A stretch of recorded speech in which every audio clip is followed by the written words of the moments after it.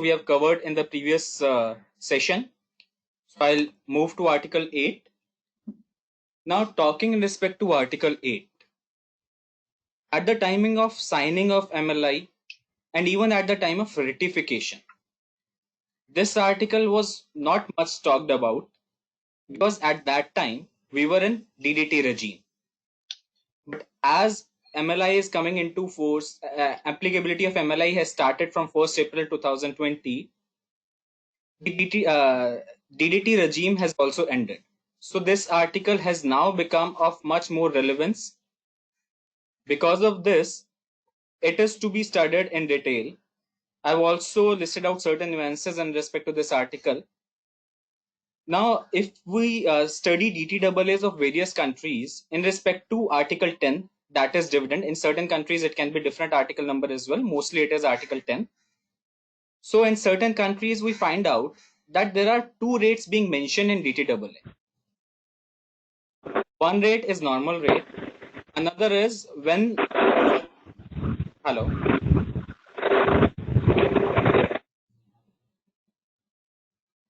Another is when certain, right. Another is when certain minimum condition is met.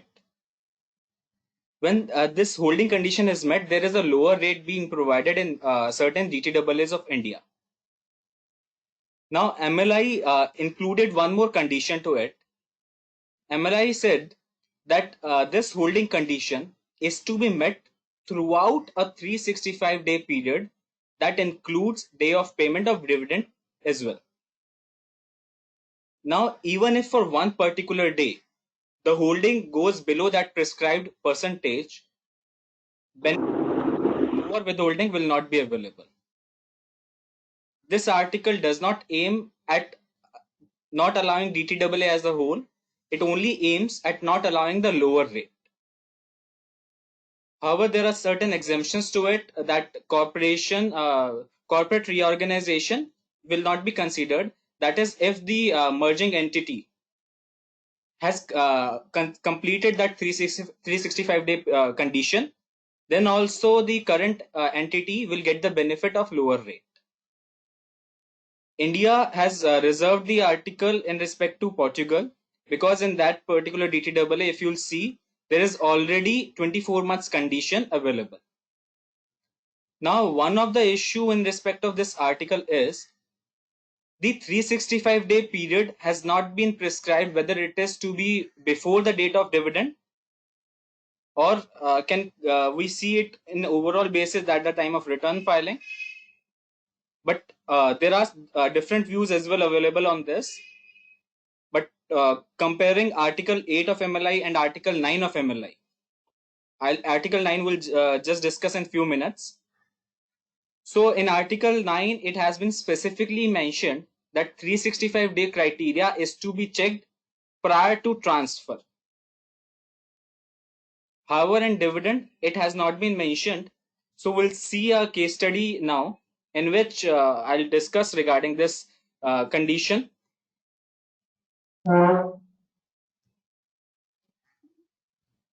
So in this case study, there are two foreign entities. One is F Limited and F1 Limited. And there is one Indian entity, I Limited. Now, I Limited is declaring dividend in May 2020, that is post DDT regime. Since it is post DDT regime, TDS will be deducted by I Limited. Now we have to see which rate I Limited will apply. F Limited was owning 6% from April 2016, while F1 Limited was owning 5% from April 2018. Why I've mentioned the holding period of April 2018, because in the situation we'll see in this case study, I've also covered merger situation as well.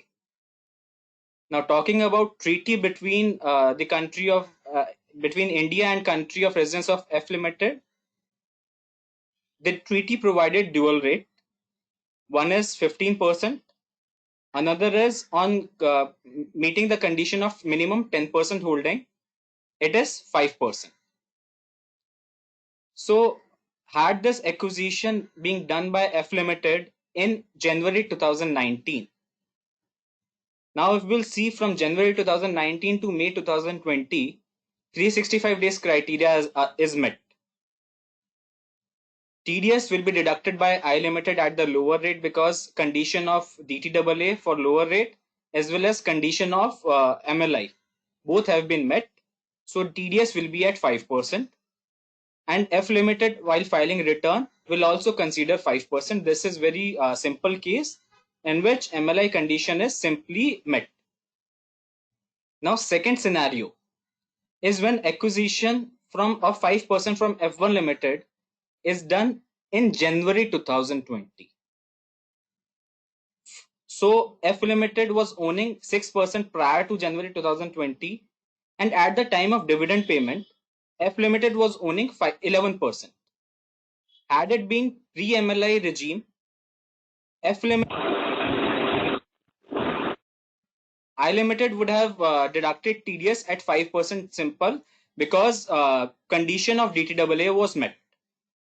However, now since we are into MLI regime, we need to see this 365 days condition, and I Limited can only see it prior to payment of dividend.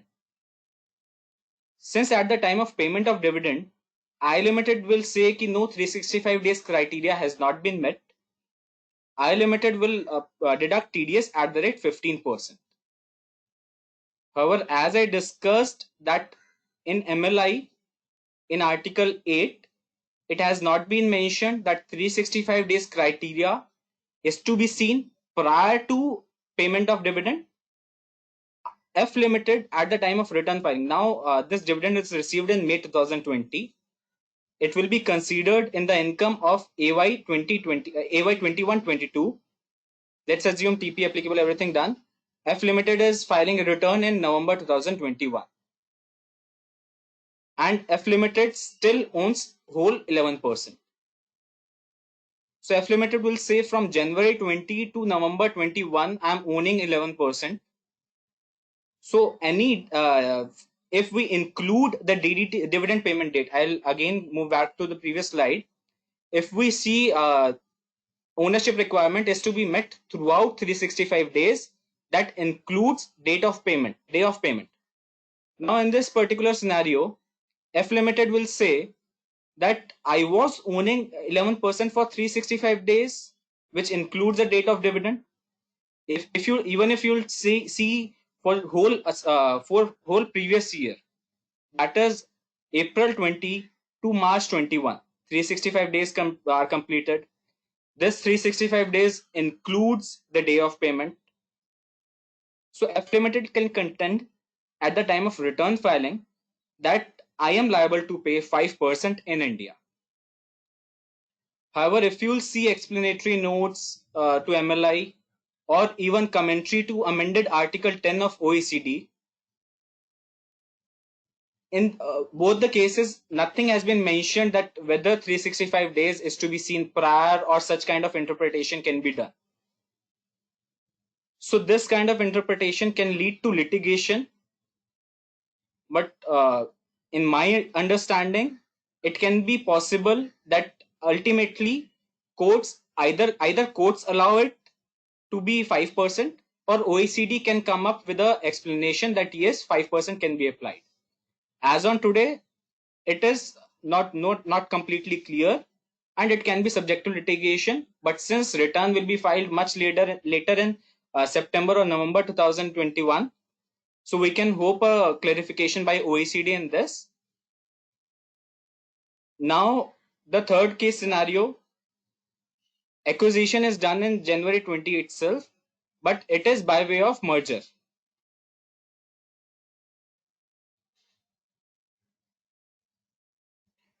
Kalpesh sir, actually the thing is ki it can be said ki you might 31st March 21 you want to say na? So it can be income tax authorities can take any kind of view. They can also say it is up to date of payment. They can say within that particular year it should be done. But and definite F limit and definite yes, I took example of January 20. If it is done on 30th April 20, 2020, In that case, income tax authorities can again say ki no, in previous year 365 days criteria has not been met. So that covers your question exactly. Income tax authority can say 365 days period is not completed in the year, but it can one can not can say ki still F limited can take chances and apply 5% rate. Hope that clears. Now, third case scenario which I was taking is acquisition is done in January 20 itself, but that is by way of merger of F1 Limited into F Limited. So F Limited got additional 5% because of merger. In this case, since a specific exception has been there, so I Limited will consider the holding of April of F1 Limited as well. So it will be considered F Limited as owning 11% from April 2018. Now, since in this particular scenario, 365 days criteria has been met, I Limited will deduct TDS at the rate 5%. F Limited will offer income at the rate 5%. Only issue will be where the criteria is not met as on the date of payment. Litigation can arise. Now we'll move to Article 9. Article 9 talks about capital gain transactions. If we'll see majority of DTAAs of India, exactly speaking 71 DTAAs of India, provides two conditions in respect to capital gain of shares.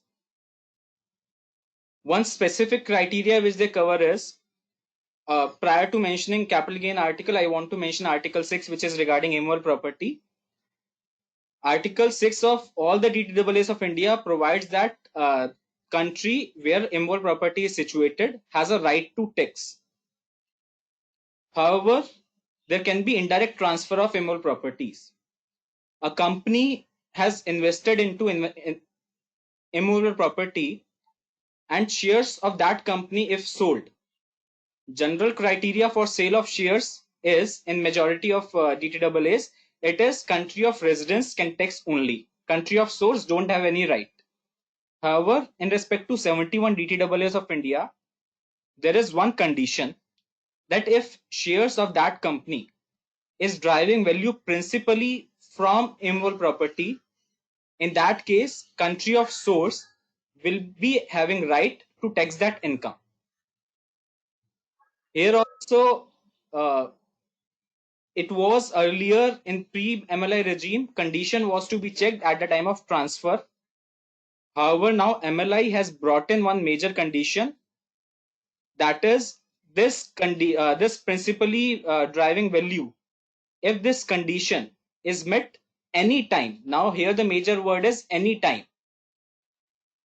If it is met at any time during preceding 365 days, I told you na ki, the wording in Article 9 differs from Article 8. So Article 9 clearly says preceding 365 days. Further, another comparison is Article 8 says at all the time, because it is a beneficial clause of DTAA. So that condition is to be met whole the time during 365 days, while Article 9 caters to a provision which provides right to source country. So this article says at any time during 365 days, if this condition is met, if the company was driving value principally from from immovable property, country of source will still have the right, although on the date of transfer, it was not principally deriving value. This was the main clause of Article 9 of MLI.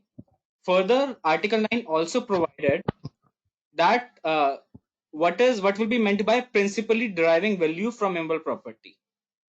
India has opted for that clause as well, and that clause says if the company is deriving value of more than 50% from immovable property, then only it will be considered as driving value principally from immovable properties. Now, if certain CTAs or if certain treaty partners of India have not opted for this 50% criteria, it will not be applicable for those countries. It will be checked from domestic law purpose ki what can be said as principally driving value. Now a case study regarding this Article 9. Jatin, one question. Yes. So in the previous slide, Right.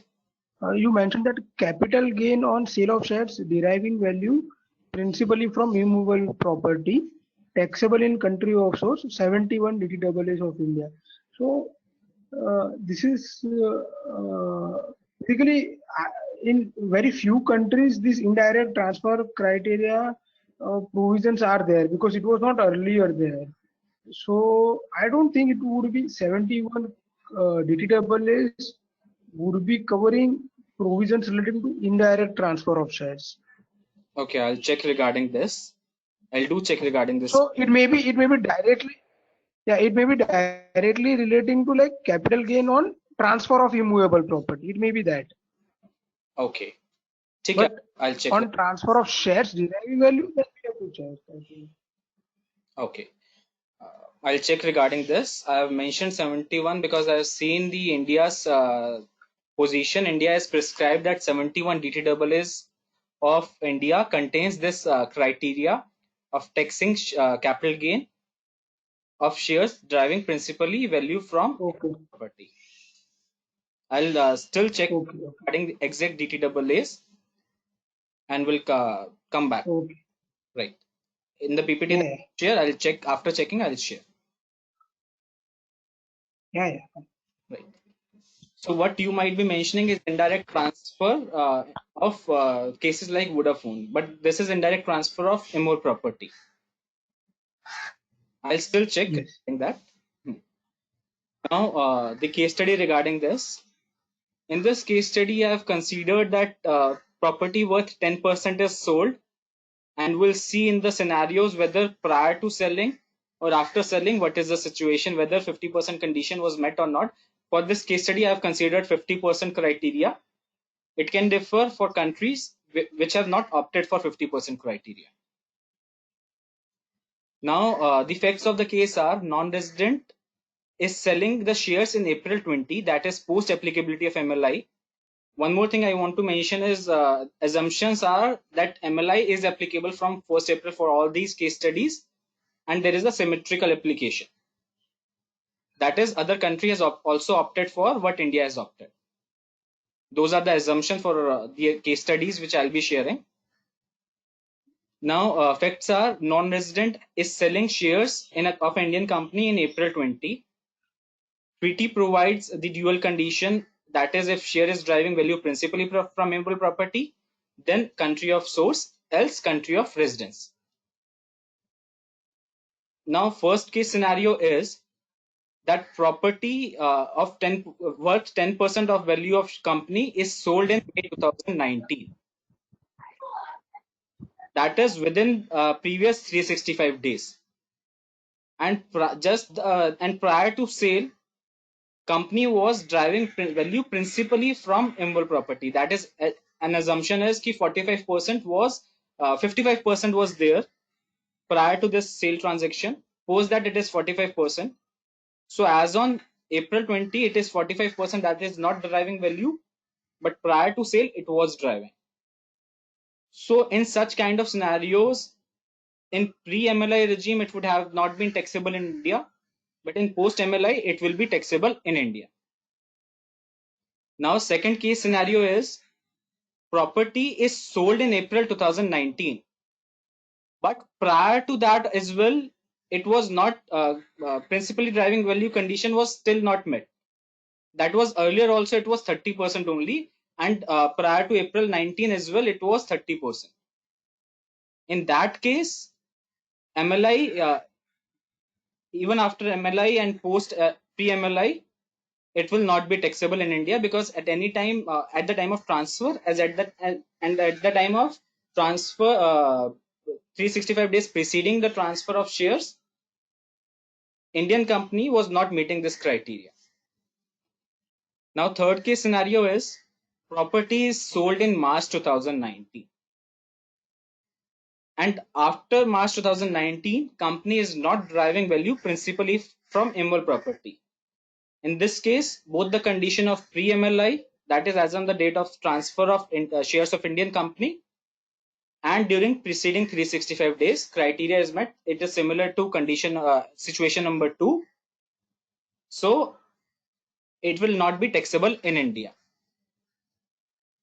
Now I have taken fourth case scenario just as a note, that in case of either second or third scenarios, if a property is purchased only for 1 day, if it is purchased only for 1 day in between preceding 365 days, and on that 1 day criteria is met, still India will be able to tax that income, tax that capital gain. So although that was not the intention, but such kind of situation will also get covered. Intention was where companies are doing malpractices of selling shares just before transfer. But yes, certain other cases can also be covered by MLI and it can result in negative impact.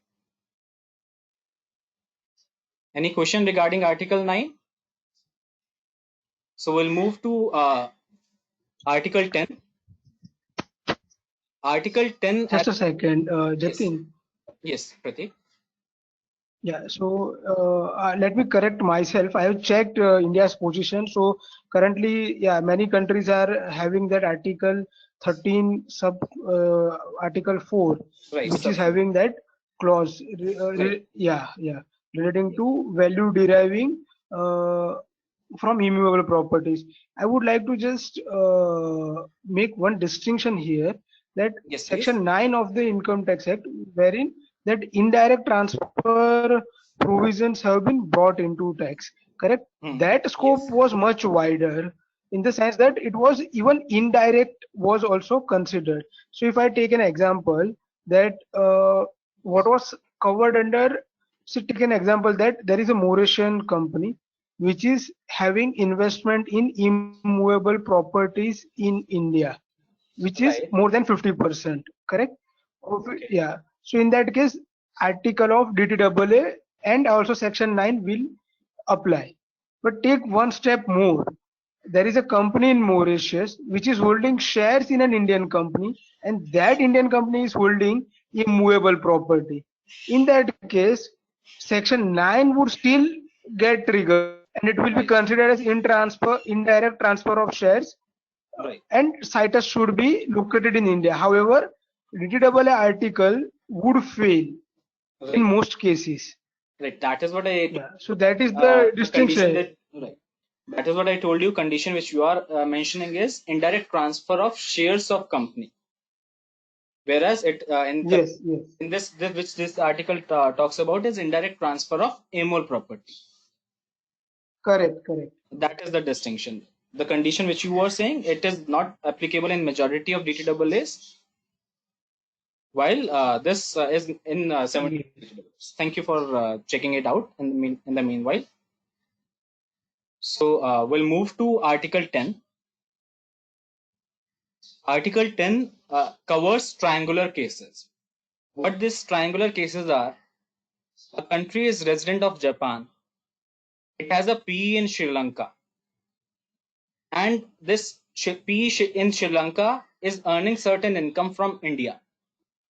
Now, in this scenario, Indian party will be dealing with Sri Lanka, but treaty which will be applicable will be of India and Japan. India and Sri Lanka treaty will never be considered. Now, this article says in certain scenarios, if certain conditions are met, even the treaty between India and Japan will not be allowed. India is silent, but since the compatibility clause is in place of or in absence of, so even if India has not prescribed any article or any such thing, this article will modify the DTAAs of India if the other countries has opted for this article or is also silent on this article. majority of treaty partners of India have not opted, so it will not be applicable. But Japan, in case of Japan, it will be applicable. So that is why I took example of Japan. Now, what are the conditions which this particular article says? Conditions are the income of P should be exempt in the country of residence. This is first condition. Second condition is that amount of tax that is payable in country of P is less than 60%. I want to emphasize on the term amount of tax. It is not the tax rate. It is the amount of tax payable in country of P is less than 60% of amount that would have been payable in country of residence. From Indian perspective, it is not to be seen. It is to be seen from Sri Lankan perspective and Japan perspective. Tax on that particular income in Sri Lanka is less than 60% of tax that would have been payable in Japan had this income not been exempt in Japan. If both these conditions are met, India will not allow benefit of India-Japan treaty to such income of Sri Lankan P. However, there are certain exceptions carved out that if P is into active business, that is not making or managing or simply holding investments. If it is simply holding investment, then it will not be considered as active business. However, if it is into banking, insurance, and security activities, it will be considered as active business. In such scenarios, even if above two conditions are met, treaty benefit will still be applicable.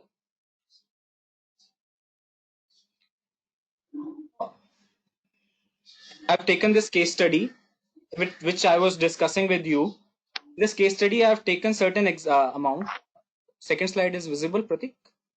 Now it's visible. So yes, visible. In this case, I have taken that income earned by Sri Lankan P from India is 1 crore. Because as I told, it is not the tax rate, it is amount which is to be seen. So I wanted to emphasize upon this particular thing. Now, the condition of exemption in Japan is met. I've taken it in case study facts itself. And tax rate applicable in Sri Lanka is 30%, and that applicable in tax rate applicable in Japan is 30%, and applicable tax rate in Sri Lanka is 20%. Above tax rates are not on taxable profit, are on taxable profit, not on complete income. So that is where this 60% of tax amount will come into picture. Now I've taken three case scenarios. In first case, P is in passive business, and tax in Sri Lanka, as you can see, is 20 lakh and in Japan is 30 lakh. So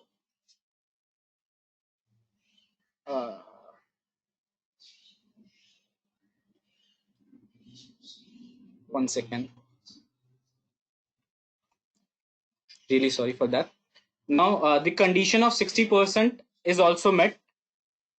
So in Sri Lanka it is 15 lakh and in Japan it is 30 lakh. Condition of 60% is also met. So now India will not give benefit of India-Japan treaty. Second column I've just taken for discussion. In all the scenarios, India-Sri Lanka treaty will never be available. Now since India-Japan treaty will also not be applicable, Indian income tax rate will be applicable even if it is not beneficial. In second scenario, as you can see, 60% criteria is not met. So India-Japan treaty will be applicable, and income tax provision will not be applicable unless those are more beneficial. In third case scenario, 60% criteria is met. However, P is into active business. In such scenarios, India-Japan treaty will still be applicable because P is considered in active business. Exception carved out in Article 10 is applicable. So India-Japan treaty will be applicable in this case. So now I'll move to Article 11. It's not of much relevance. It is regarding protecting the right of jurisdiction for taxing own resident. Jatin, one question Yes, relating to previous. So So even if India-Japan treaty is considered not to be applicable, Huh. and see if conditions are satisfied, and India-Japan treaty is not considered to be applicable, and Right. India want to tax under domestic law, then Right. even in that case, India should have enabling provision under domestic law. Basically, PE being not in India would not able to satisfy the condition of uh, this condition of business connection. So unless it is royalty, FTS or interest for which other express provisions are there, it would not be, India would not be able to tax, in Right. my view. Right. What I told is income of P from India is 1 crore. Now, as exactly pointed out by you, it is to be seen what is the nature of income. That is why I Yes, mentioned whether yes. domestic law will be applicable if it is beneficial or not, even if it is not beneficial. Yeah. So, If it is yeah. So business, if they are selling, right, if it is yes, business income only and there is no P created in India, even after applicability of MLI, it will not be taxable still in India. But here you have to see business connection, not P, because treaty benefit will not be applicable. correct, correct, Business connection. So scope is definitely widened. correct. Let's say just take an example. We can explain it with two examples. If P in Sri Lanka is selling goods directly from Sri Lanka to India, in that case, it will not be taxable still in India because it's a sale of goods. It's not business connection in India. It is not covered by any of the other article like royalty, interest, dividend. So it Okay, would not now be taxable in India even in this case. Correct. right. And if you take another example, say fees for technical service. So under a treaty, if it is having some advantage of having a lower rate of tax, that rate would not be applicable as treaty would be disregarded for this stream of income, and Right. we can have taxability as per the domestic law. Correct. Right. That is Right. the Exactly. effect. Okay. Okay. For incomes like royalty, taxable royalty, technical services, higher rate will be applicable. For income like business income, it can, if business connection is met, it can still be taxable in India. So scope is widened in all the cases. Correct. Correct. However, if there is no business Yeah. connection as well, still India will not be able to tax. Now regarding Article 11, as I told, it is not of much relevance. It is regarding India uh, protecting the right of India. Only symmetrical application will be there. Next few articles, Article 12, 13, 14 and 15 are of much relevance. 60% criteria is in respect to the tax amount.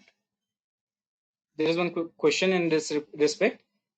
That is, if in Sri Lanka, that is country of P, tax payable is less than 60% of tax payable in Japan, that is country of residence, this condition will be considered as met.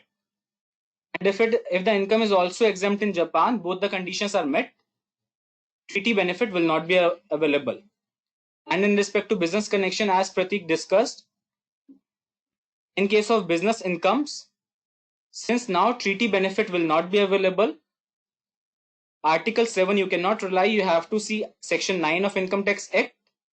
And if business connection is met, even if P is not formed in India, but since business connection term is very wide, still the income will be considered as taxable in India. Now, before coming to Article 12, I want to discuss Article 15 because it has application in Article 12, 13 and 14. Article 15 of MLI provides definition of persons closely related to an enterprise. We'll see the application of this particular term in Article 12, 13 and 14. OECD has provided a definition that if one possesses directly or indirectly more than 50%, if one possesses directly or indirectly control into another entity. Now, how this control is? Having more than 50% of beneficial interest, voting right and value in the other entity, So here also it is directly or indirectly. In such scenario, it will be all the enterprises will be considered as closely related to an enterprise. Example which I have taken, J Limited is holding 50% in I Limited and also holding more than 50% in I Limited and A Limited. Further, under A Limited holds more than 50% in B Limited. Now, as you can see, J is directly holding more than 50% in I and A and indirectly holding more than 50% in B. So in such scenario, all these entities will be closely related to J. Further, if I talk from the perspective of I Limited is held directly by J Limited more than 50%, and A and B are also under direct or indirect control of J Limited. In such scenario as well, for I Limited, all three entities in the example will be considered as closely related. Same will apply for A Limited and B Limited. So from all scenarios, from perspective of all these four entities, all these entities will be considered as closely related to each other. Now, application of this term we'll see in coming articles. Next article which I'll be Jatin, discussing one is question.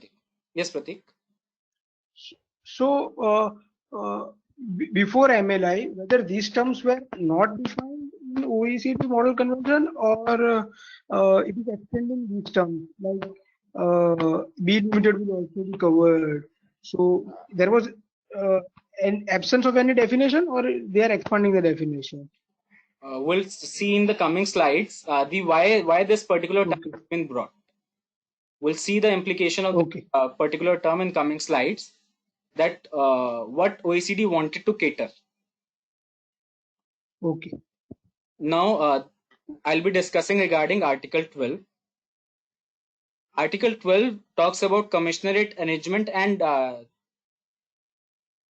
dependent agency PE. The scope has been widened by MLI. Although India has also amended its domestic law, but treaties were not modified. Only new treaties were having these conditions.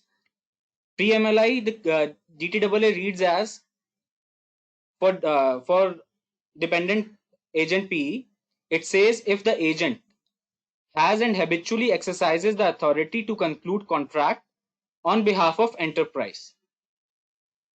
Agent is concluding for the foreign entity, only then this dependent agent PE will be considered. Exception to is it is independent agent. If the party is independent agent, still agency PE will not be considered, will not be formed. However, now in post MLI, the condition has been broadened. What were certain MNCs were doing? They were making certain agents in the country of source. Agent was negotiating on behalf of foreign entity. However, was not signing the contract. Only formality of signing was being done by foreign entity. This was first kind of scenario wherein parties were taking benefit of such kind of wording of DTAAs. Second scenarios were commissionerate arrangements wherein the agent was signing on behalf of the foreign entity but was entering into contract in his name. Now in this case, signing is not in the name of foreign party. So, but all the condition, there is slight difference between low risk distributor and commissionerate arrangements. In commissioner arrangement, the agent is doing the contracts as per the commissioner agreement entered into by agent and the principal. Now, as the scope has been widened for commissioner arrangement, that is if signing is done in the name of the agent, but for transfer of certain property of foreign entity or for provision of service by foreign entity. In such cases also agency PE will be formed.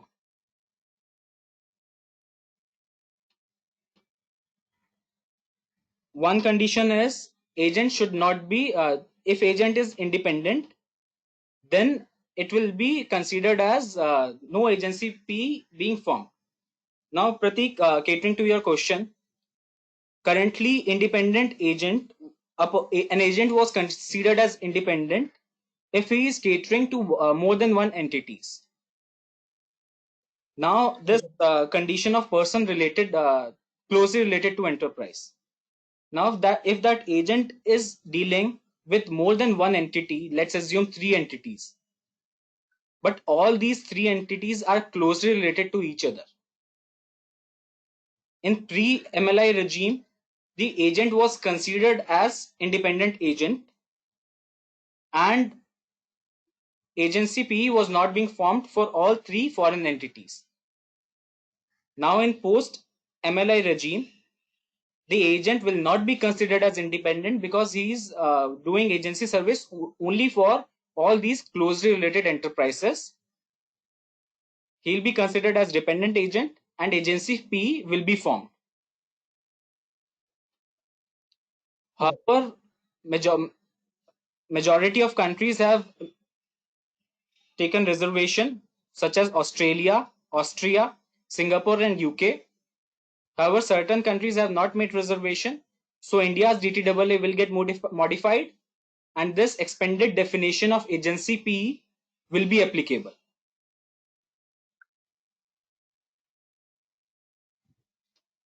Now we can see this case study in this respect. J Limited of Japan has appointed Indian party I Limited as its agent. I Limited is assisting J Limited in getting orders from India. What I Limited it is doing, it is identifying customers, entering into discussions with them, negotiating, but signing is done by J Limited. In such scenarios, if the Indian agent I Limited is working only for J Limited, in pre-MLI regime, since signing is done by J Limited, it will not be considered as agency PE. In post MLI regime, it will be considered as agency PE. Now, in case the I Limited is working also for JD Limited and JB Limited as well, and all these three entities are not closely related. Here you can see the essence of term closely related, what companies were doing. Even if J Limited, even if I Limited was signing, what was signing on behalf of J Limited, but they were forming three companies outside India and were doing work in such manner. In that case, I Limited was not considered as independent agent prior to MLI regime. So agency PE was not formed, and in post MLI regime, agency PE is getting formed. Now, third case scenario is where all these three entities are closely related. In such case, sorry.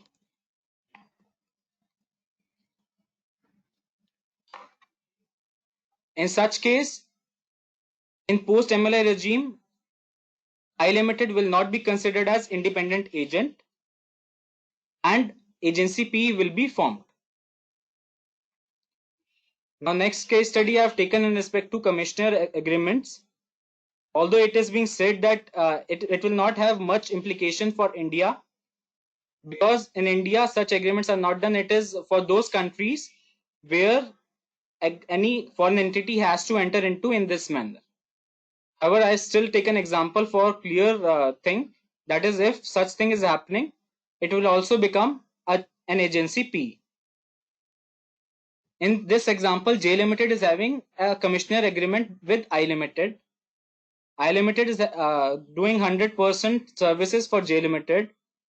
It is selling in his own name on behalf of J Limited. There is a commissioner agreement between I and J Limited, based on which I Limited is entering into further agreements with customers.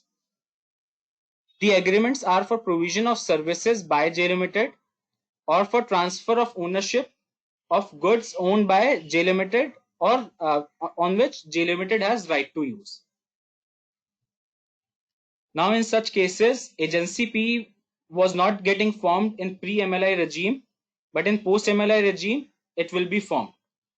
Here also closely related enterprises term will come into picture and will create expanded scope of agency P. Now next article is in regard to ending the artificial avoidance of P. Article 5(4) of majority DTAAs covers certain activities. If foreign enterprises are doing such activities, it will not result into forming of PE in India. However, these activities were considered as PND, that is preliminary and preparatory and auxiliary services at the time of signing of DTAAs, which was done back in 20th century. Now in 21st century, these activities might not actually be preparatory and auxiliaries. So what this article of MLI wanted to cater is, it said that okay, these are the exception under DTAA, but if these exceptions in the given scenario are not P&A, then still P will be considered as formed. OECD gave two options. Option A was regarding what I explained. Exceptions still continue, but only if they are in P&A in nature. Option B also covers other activities if they are into P&A nature. But India has opted for option A, that is only those activities which are already covered into DTAA. Further condition, those should be P&A. In this way, scope of PE has been expanded. Further, the term closely related enterprise also comes into Article 13. Now, take an example. Foreign entity is doing certain activity in India by forming three closely related enterprises. All these enterprises are doing certain work. If it is seen on individual basis, it is getting covered under DTAA exceptions, and it is also P&A in nature.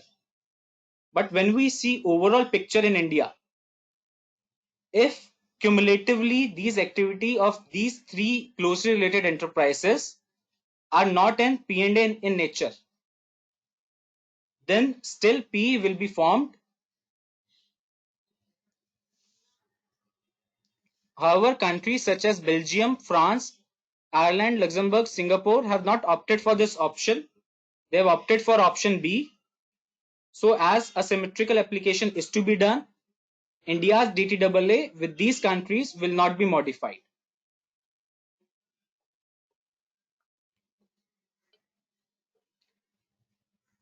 So I've explained in the form of this example, this illustration, this pictorial form. You can see how scope has been expanded in post MLI regime.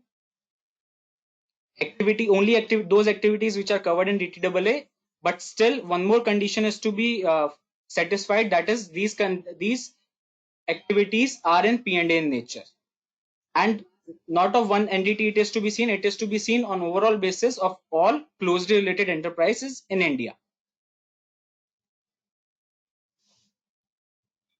Next is Article 14 of MLI. It is regarding splitting up of contracts. India is silent, but since it is in place of or in absence of, it will be applicable in case of India's DTAA. OECD provides certain P condition and UN model also. India is based on UN model. Both these models have certain conditions like construction P, installation P, and supervision P. The period differs. In case of UN, it is 6 months. So most of India's DTAAs have the condition of 6 months. That is if any construction activity, installation activity, or supervisory activity is done for more than 30 days, is done for more than 180 days, it will be considered as construction P or installation or supervision P. Now, what certain MNCs were doing in this respect, they were splitting up the contracts. Either what they were doing is they were splitting and doing on their own. They were making certain targets that up to this there is one contract, up to this there is another contract. Either this splitting was done and work was performed by same entity or by two or more closely related entities. So MLI, OECD through this article of MLI wanted to cover such kind of scenarios. Now, if each activity is more than 30 days, then one has to see cumulatively for all these contracts of one entity or all these contracts of all closely related entities. These different periods are to be added if it is more than 180 days or as or the period mentioned in DTAA, then it will be covered. Now one more thing is there. If this splitting is done for the purpose of tax, then there is already principal purpose test which can also cover such kind of condition. And if the splitting is done for the purpose of tax avoidance or tax reducing the tax liability, DTAA benefit can also be withdrawn. How OECD has provided certain condition which can be checked whether it is splitting up. OECD, this I have taken from commentary of Article 5 of OECD Model Tax Treaty. OECD has provided how to check whether splitting up is done. It has provided certain condition, that is contract is with same person or related party. Related party in now MLI regime is closely related enterprises. And additional contract is a logical consequence of previous contract. In absence of any tax planning, it would have been done in form of single contract itself. Nature of work is same and it is completed by same employees. These are certain suggestions given by OECD to check whether there is splitting up. Indian Income Tax Authority can take a wider interpretation of the same and can cover certain other kind of scenarios as well, which can result to litigation. Now, these were Article 12, 13, and 14. You have seen how the term closely related enterprise has expanded the definition of P. All these articles expanded the P definition in their form as well. That is, if we talk about agency P, if agent is not signing is done merely by foreign company, merely for avoiding P situation. In that case, P is formed. But closely related enterprises term has further expanded P definition by providing independent agency condition. In this manner, Article 13 and 14 have also expanded definition of P. Now next is Article 16. Article 15 as I have already covered. Article 16 is regarding mutual agreement procedure. This is a minimum standard. In the first para of this article, you will see two conditions. One condition is that if a person feels that contracting either one or both the contracting jurisdiction will not provide the actual situation, actual tax position which should be there, he can present the case to either of the either of the competent authorities. So what can happen is, if this is accepted by India, a resident of India can also apply to the country of source for a APA. Now, in respect to this condition, India has made reservation and has provided that India will provide MAP access and will also provide bilateral treaty negotiations.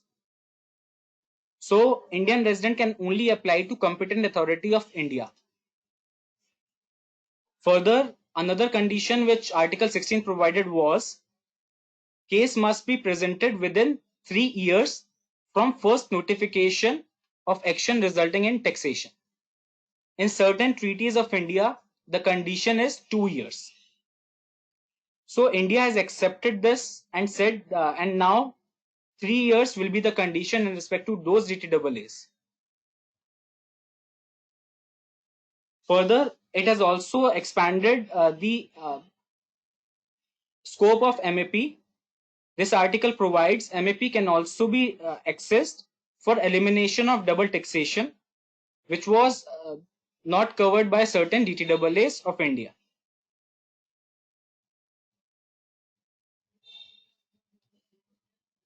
Next is Article 17, which is corresponding adjustment. It is regarding transfer pricing.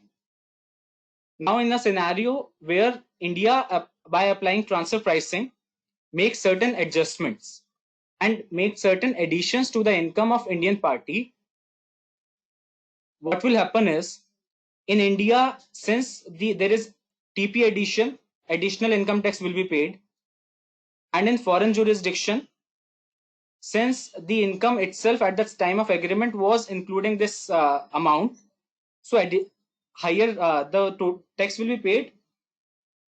There will be dual taxation. The case can be vice versa as well. Indian resident getting TP adjustment in foreign countries, so the case can be vice versa as well. What this particular article says, that TP adjustment can be made unilaterally as well by a country, although this article is based on Action Plan 14 of BEPS. Action Plan 14 of BEPS also consider providing MAP access as best practice.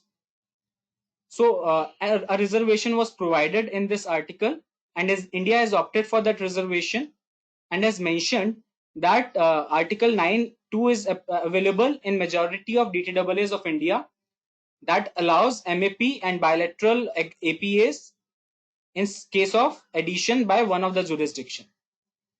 Further, I would also like to highlight one press release which was made on 27th November 2017, in which India said transfer pricing MAP and bilateral APAs can also be entered for those jurisdiction which either does not have DTAA or Article 9(2) is missing. So in such kind of scenario as well, MAP can now be accessed. However, India has not opted for Article 7 as such. Next are Article 18 to Article 26, which are regarding arbitration. These articles said that if two countries are unable to resolve certain scenario through MAP, after certain period they have to refer it to third jurisdiction for arbitration. India has said that India is not accepting such arbitration clauses. So India is also silent, and India is silent, but here silence means non-acceptance, because the wording of MLI are different. MLI in Article 18 says that these articles are applicable only if notification is made. So silence by India means there is no implication on India's DTAAs. So this covers all the articles of DTAA which are having impact on when read with DTAAs. MLI of articles of MLI which having impact on DTAAs. Now next I'll be discussing regarding documentation required for withholding tax compliances. Now, as we have discussed Article 6, which is regarding preamble. One way is to ask from non-resident that none of the condition of MLI is resulting into non-availability of DTAA. This will be very simple one, but what exactly is to be seen is I am explaining all the details, because if you are aware that such kind of scenario is happening and the party provided certain declaration, still you should consider that DTAA is not available because of certain scenarios. Now, as per preamble, if the foreign party is into reducing certain tax liability, is indulging into such kind of scenarios or treaty shopping, DTAA benefit will not be available. So one declaration should be obtained for this. Another is since scope of P has been expanded, currently what kind of declaration we obtain is that P is not formed as per Article 5 of DTAA. Now along with that, one should also obtain that no P is formed as per Article 5 of DTAA read with Article 12, 13, 14 and 15 of MLI. If certain article is not applicable for that particular country, that can be excluded. So one has to see in respect to each country and make a format accordingly. Another scenario is in case you are dealing with a PE. That is there is triangular case. So one needs to obtain confirmation regarding Article 10 as well. Next is a confirmation regarding principal purpose test or principal purpose test plus simplified LOB as the case may be. As I told, these documents should be formed, the format of these documents should be formed country wise, because even if MLI has came into force, has been applicable for withholding taxes, but still certain articles might not be applicable for that particular country. Now I have listed as on 1st April 2020, the MLI has come into applicability for withholding tax purpose for 29 countries.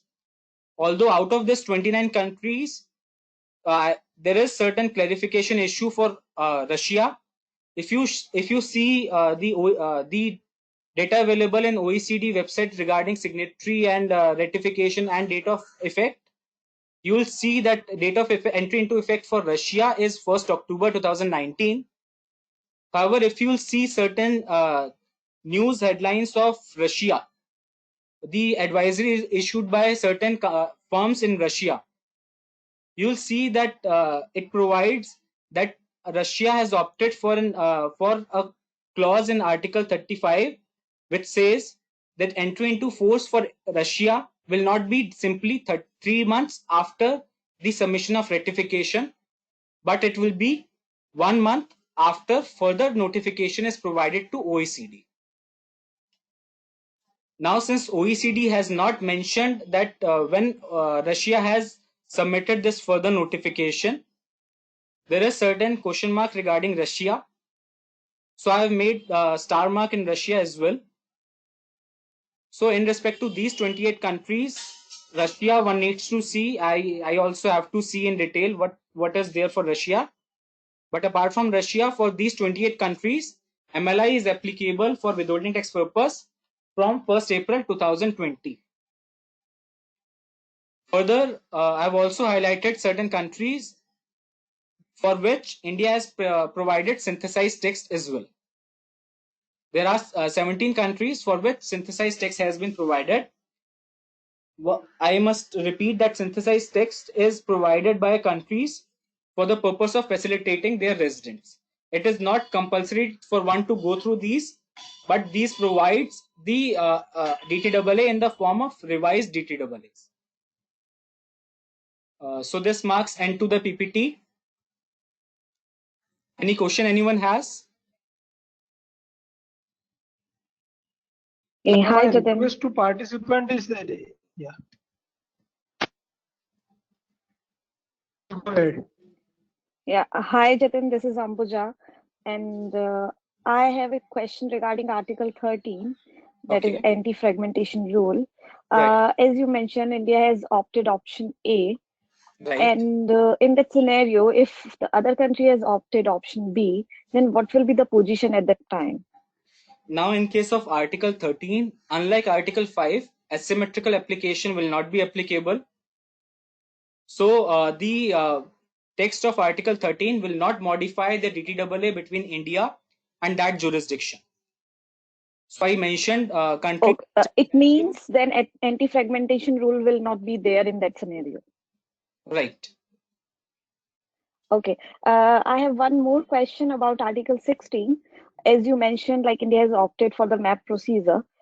I would like to know, there must be a domestic law as well in India for the arbitration or some dispute resolution. Right. How we can get it know like which procedure is better, whether to take the MAP route or domestic route, and if once one route is taken, is it possible to change your route for any company in that period of time? I'll exactly have to study. Anyone has the answer to this? I would say that It's practically MAP true. has that condition of 3 years. So, and again, with very specific routes, it has its own criteria. Like when you want to go with DRP route, it has its own criteria. So you have to at the time of draft assessment order, you have to give your objections if you want to go with DRP route. So it is like that for each specific route, there has been different criteria. Yeah, that I understand. My point is, if you have taken the DRP route, is it possible to change it? Like you realize after applying on that, like you should have taken the map route. Is it possible to change it, or of if you have taken map route and then you want to change it to DRP, is it possible to do that? I think we have to study that, but we have to study. Without that, we cannot at this stage confirm anything. Okay, okay. Thank you. Thanks a lot. No problem.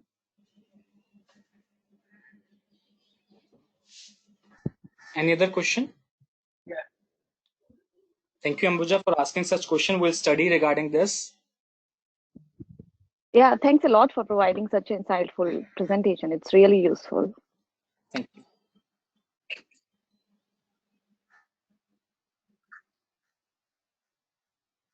Any other question? Yeah, I have a question on Article 8. Okay. Hello. Yeah. Yes. So in case of a company declaring dividend, it has to deduct withholding tax. So how will Right. that company compute 365 days, since you're saying that it includes the date of payment and that 365 days is for the particular whole year? So isn't it that 365 days would be seen from the preceding date of declaring the dividend? Because it is at that point of time the company has to determine how withholding tax rate would be applicable.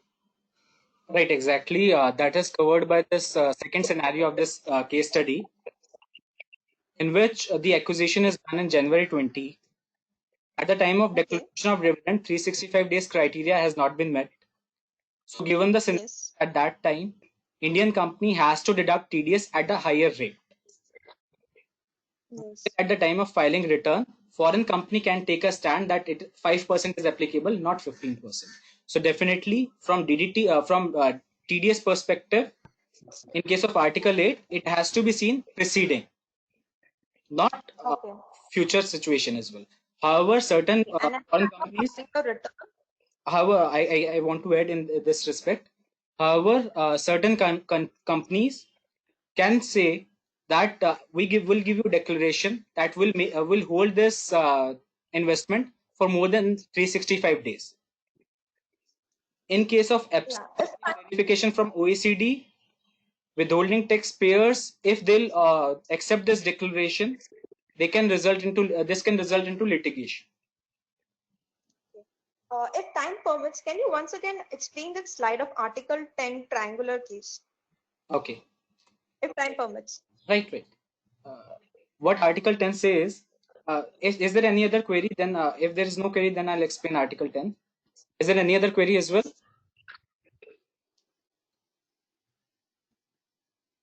So we'll proceed with explaining Article 10 again. What Article 10 says is, it provides two conditions. And if such conditions are met, then treaty benefit will not be applicable. It caters to triangular cases. So what condition it provides is, the income of PE is not taxable in country of residence. That is, it is exempt in country of residence. Further, second condition which it provides is, the tax amount payable on that income in country of PE is more than 60% of tax that would have been payable in country of residence. So if both these conditions are met, then there is third condition as well, which says P is not into active business. If all these three conditions are met, then treaty benefit will not be available. In respect to P not being into active business, what it means is, this article has provided that P will be considered as into active business if it is not into making, managing, or simply holding investments. unless it is into banking, insurance, or security activities. So I'll share the PPT afterwards. You can see this illustration for further clarity. Okay. Right. Thank you. Welcome. Any other question anyone has?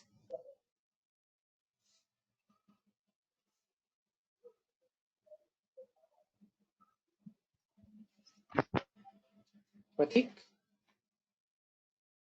Yeah. So I think the people are not having other questions. But I would say that if anyone has questions, they can write to Jatin. Right, He is surely. widely reachable. You can reach him through Facebook, YouTube, and he has given his email ID as well. Presentation will also be uploaded through LinkedIn, so you can reach out to him. And also with respect to Ambuja's query, we will also do some study and definitely come back to on that point. With this, let me conclude today's session. I would like to thank Jatin for his wonderful presentation. He has summed up all articles of MLI very well and covered with practical case studies as well for our benefit of all of us. I would also like Hello, to thank all participants for joining. Yeah. hello, Pratik and Jatin. I have one query. Actually, I have not any previous experience in international taxation, and I want to learn international taxation. So, can you please suggest some good books so that so that I can study international taxation? See, best thing to study is what you can do is there is this diploma available from ICI. That is very much But the last date has been expired. That's Uh, time. okay. Hi, Jatin. If you don't mind, I can suggest for this. Yes, please. Yes, please. Yeah, there is a website Coursera. You can go to there, and there are free course available. You can use them, and they are really, really good for it. And you can have a basic understanding of it. And if you need some more details or data, even you can come to me or write to even in the inbox of their YouTube channel, and I can reply you. But you can start with that Coursera. It's really good. It's AERA. It's COURSE. I'll put under the Jatin's YouTube channel or something Sure. if you want. Okay. Yeah. You can also comment on the group which Jatin has created. Jatin or Pratik has been Yes, created. yeah. I'm in that WhatsApp group as well. I'll post you share the link there. Yeah, that's Sure. a good idea. Okay, thank you, Ambuja.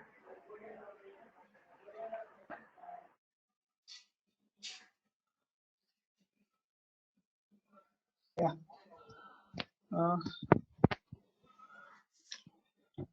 I think we can conclude here. And thanks once again, Jatin, and all the participants for joining. And we shall be keep on doing these seminars very frequently on different aspects of international taxation. So I will be posting on my LinkedIn page, or Jatin will be posting on his page any further sessions which will be arranged by us. Okay, so we are all signing off Everyone today. for Thanks for listening. joining. Yeah. Thank you all.